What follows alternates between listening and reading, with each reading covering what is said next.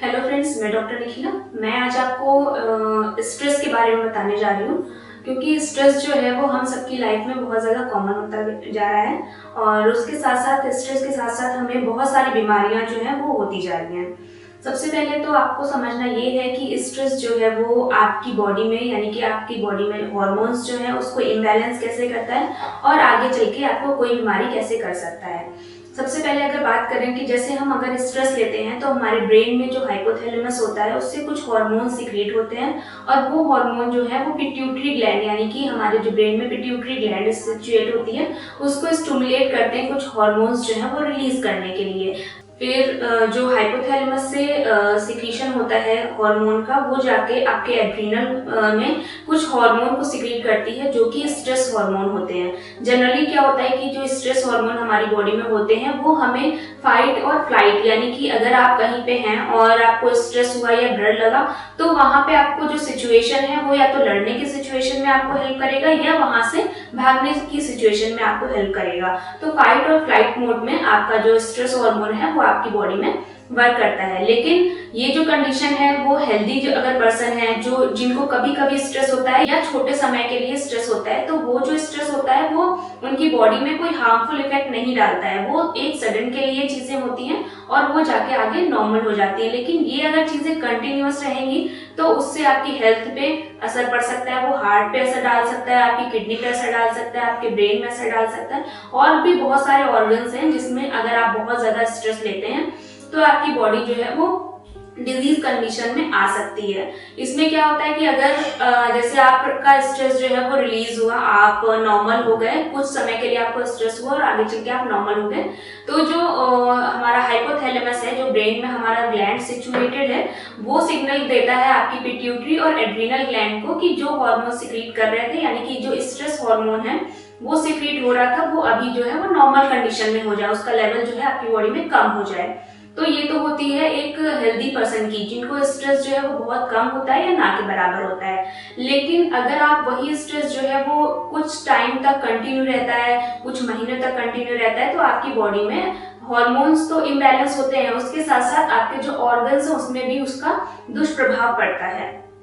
अगर आप continuous stress लेते रहते हैं तो सबसे पहले जो है वो फीमेल्स की बात करते हैं। अगर वो स्ट्रेस लेती हैं तो फीमेल्स में जनरली क्या है, जो इनफर्टिलिटी का केस है, यानी कि इनफर्टिलिटी बहुत ज्यादा इसलिए भी बढ़ती जा रही है क्योंकि आजकल सबको बहुत ज्यादा स्ट्रेस रहता है और स्ट्रेस की वजह से ही कुछ हार्मोन निकलते हैं, कुछ हार्मोन सिक्रीट होते हैं जिससे इनफर्टिलिटी भी होता है। प्लस जो पीसीओडी की प्रॉब्लम है, पीसीओडी की प्रॉब्लम भी बहुत ज्यादा कॉमन होती जा रही है। वो सिर्फ एक ही फैक्टर है जो स्ट्रेस फैक्टर है, और भी बहुत सारे फैक्टर होते हैं, लेकिन सबसे जो कॉमन जो आपका फैक्टर निकल के आता है वो आपका है कि स्ट्रेस अगर आपको होता है कंटिन्यूअसली तो आपको पीसीओडी की भी प्रॉब्लम हो सकती है या इनफर्टिलिटी की, या आपका जो एएमएच लेवल है, बहुत सारे लोग जो एएमएच टेस्ट कराते हैं जो कि आपका फर्टाइल होने में हेल्प करता है, उसका लेवल जो है वो दिन पर दिन वो कम होता जाता है। तो अगर आपको स्ट्रेस है और आप अगर फीमेल हैं तो थोड़ा सा स्ट्रेस अपना कम कर दीजिए, ताकि आपका जो पीरियड है या आपकी जो इनफर्टिलिटी की प्रॉब्लम है वो धीरे धीरे करके सही हो जाए। इसके अलावा जो अगर आप कंटिन्यूअस स्ट्रेस लेते हैं तो सबसे ज्यादा उसका प्रभाव जो है आपका डाइजेशन सिस्टम पे पड़ता है, डाइजेस्टिव सिस्टम पे पड़ता है और आपको हो सकता है इन फ्यूचर आईबीएस, जैसे आजकल आईबीएस जो वर्ड है बहुत ज्यादा कॉमन होता जा रहा है, यानी कि इरिटेबल बाउल सिंड्रोम की जो प्रॉब्लम है वो बहुत ज्यादा कॉमन होती जा रही है। वो उसका रीजन बहुत सारे रीजन होते हैं, लेकिन उसमें एक फैक्टर जो है आपका स्ट्रेस भी इन्वॉल्व होता है। बहुत सारे लोगों को क्या होता है कि आईबीएस की प्रॉब्लम स्टार्टिंग में होती है, 4 दिन होती है, 5 दिन होती है, 1 महीने होती है, और उसके कारण वो धीरे धीरे करके स्ट्रेस लेने लगते हैं। वो भी एक फैक्टर है कि आपका आईबीएस जो है वो भी स्ट्रेस कॉज करता है। लेकिन अगर आपका स्ट्रेस है, मान लीजिए कि आपको कंटिन्यूअस कोई स्ट्रेस है, आईबीएस जो है वो बहुत टाइप के होते हैं, सिर्फ एक टाइप का नहीं होता है। किसी में क्या होता है, किसी पर्सन में लूज मोशन होते रहते हैं, यानी कि जब भी वो खाना खाते हैं उसके बाद कंटिन्यूअसली उनको लूज मोशन होते रहते हैं, 4 बार 5 बार या 6 बार उनको दिन में जाना पड़ता है मोशन के लिए। और किसी किसी को कॉन्स्टिपेशन वाली आईबीएस होती है। तो ये दोनों ही जो कॉज है इसके पीछे वो आपका स्ट्रेस फैक्टर है। अगर आपका डाइजेशन में प्रॉब्लम होती है, किसी किसी को बहुत ज्यादा कॉन्स्टिपेशन हो जाता है, या किसी किसी को ऐसा होता है कि उसकी वजह से एसिड रिफ्लेक्स यानी कि जीओआरडी की प्रॉब्लम होने लगती है, तो वो सारा जो है वो आपका स्ट्रेस की वजह से होता है। इसके पीछे और भी रीजन होते हैं, लेकिन अभी मैं स्ट्रेस की बात कर रही हूँ, तो मैं आपको सिर्फ स्ट्रेस रिलेटेड जो आपकी प्रॉब्लम है उसके बारे में बताऊंगी।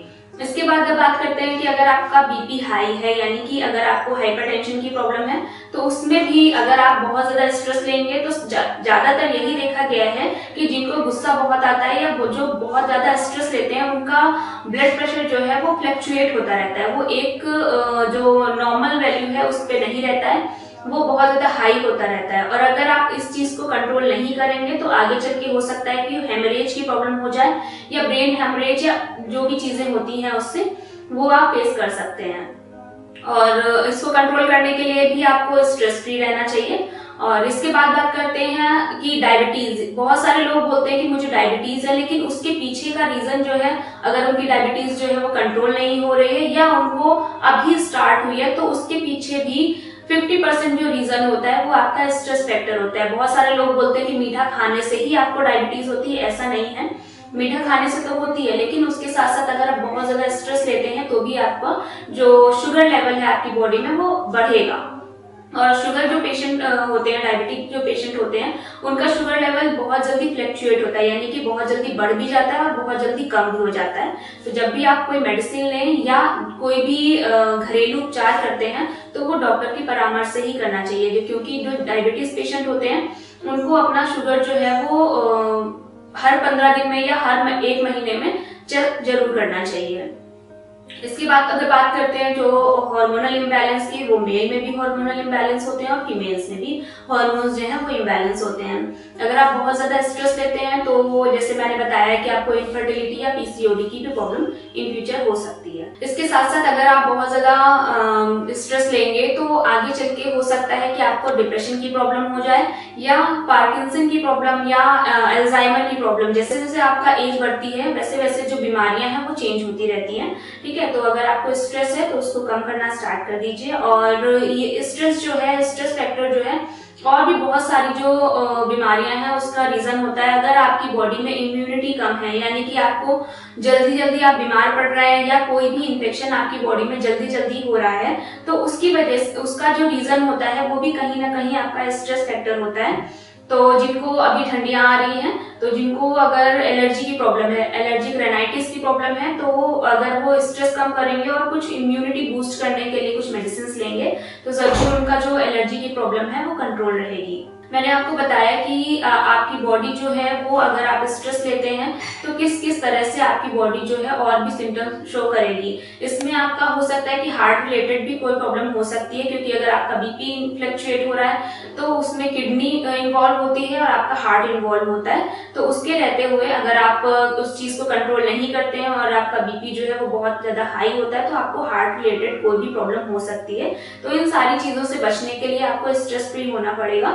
और आजकल क्या है कि हमने देखा है कि अगर जो बच्चे होते हैं, यानी कि 10 साल का बच्चा है या 15 साल का बच्चा है, उसको भी स्ट्रेस होने लगा है, चाहे वो स्ट्रेस उनका स्टडी रिलेटेड हो या फैमिली से रिलेटेड कोई भी स्ट्रेस हो। तो अगर आप चाहते हैं कि आप स्वस्थ रहें, हमेशा आप हेल्दी रहें, तो पढ़ाई का स्ट्रेस है या फैमिली का स्ट्रेस है, उसको वो तो सबकी लाइफ में रहता है, लेकिन अगर आप उसको इतना माइंड नहीं करेंगे और कुछ मेडिटेशन या योगा करेंगे तो जिससे आपका स्ट्रेस जो है वो धीरे धीरे करके कम हो जाएगा। तो ये सारे रीजन है। रीजन तो बहुत सारे आपको ही पता होंगे कि फैमिली रिलेटेड कोई प्रॉब्लम होती है या कोई भी इश्यू होता है, जॉब नहीं लग रही है या जॉब है वो और अच्छी लगनी चाहिए। बहुत सारे रीजन होते हैं कि आप जो है स्ट्रेस आपका बढ़ सकता है। तो उसको कंट्रोल करने के लिए सबसे अच्छा जो तरीका है वो मेडिटेशन और योगा का है। अगर आपको लगता है कि बहुत ज्यादा आपका स्ट्रेस है और आप मेडिटेशन और योगा कर रहे हैं फिर भी वो कंट्रोल नहीं हो रहा है, तो कुछ मेडिसिन हैं, जैसे कि ब्राह्मी वटी है या शंख पुष्पी है या जटामांसी है, सरस्वता रिष्ट है। इसमें से बहुत सारी मेडिसिन ऐसी हैं जिनका आप यूज कर सकते हैं। मानस मित्रवटी है, इनमें से कोई भी मेडिसिन का यूज कर सकते हैं। लेकिन मेडिसिन यूज करने से पहले आपको पता होना चाहिए कि आपका स्ट्रेस लेवल जो है वो कहाँ पे है। अगर आपका स्ट्रेस जो है वो अभी स्टार्ट हुआ है तो जरूरी नहीं है ये सारी मेडिसिन लेने की। ठीक है। और अगर आपका ये कंडीशन आ गई है कि वो आप उससे बाहर नहीं निकल पा रहे हैं, डिप्रेशन की कंडीशन में, एंजाइटी की कंडीशन में आप चले गए हैं, या आपको कोई बीमारी हो गई, तो उसके अकॉर्डिंग मेडिसिन चलेंगी। ठीक है। अगर आपको आईबीएस की प्रॉब्लम है तो उसमें आपको पेट से रिलेटेड प्लस आपका ब्रेन से रिलेटेड भी कुछ मेडिसिन चलेंगी। तो उन सारी चीजों को हमें रिकॉग्नाइज करना पड़ेगा कि आपको जो प्रॉब्लम है वो आपका स्ट्रेस से रिलेटेड है या कोई और रीजन है। तो अगर आपको कोई भी डाउट है, या आपको लगता है कि आप स्ट्रेस से बाहर आना चाहते हैं, या आप चाहते हैं कि आपके जो बच्चे हैं वो बहुत ज्यादा स्ट्रेस नहीं लें, तो सारी चीजों को ही देखते हुए अगर आप चाहते हैं कि चीजें ठीक रहें, तो आप हमारे जो क्लिनिक है परमानंद आयुर्वेदा, उसमें कॉल कर सकते हैं। या आपको कोई भी डाउट हो उसमें, जो मैंने आपको समझाया है कि आपकी बॉडी में अगर आप स्ट्रेस लेते हैं तो वो चीजें हार्मोन को इम्बैलेंस कैसे करती हैं, सारी चीजें, या और भी कौन सी बीमारियां कर सकती हैं, अगर आपको कोई भी डाउट होता है इसमें, तो आप क्लिनिक में विजिट कर सकते हैं या आप कॉल कर सकते हैं। अगर आपको मेरी वीडियो पसंद आई है तो उसको लाइक करें, शेयर करें और हमारे चैनल को सब्सक्राइब करें। Thank you.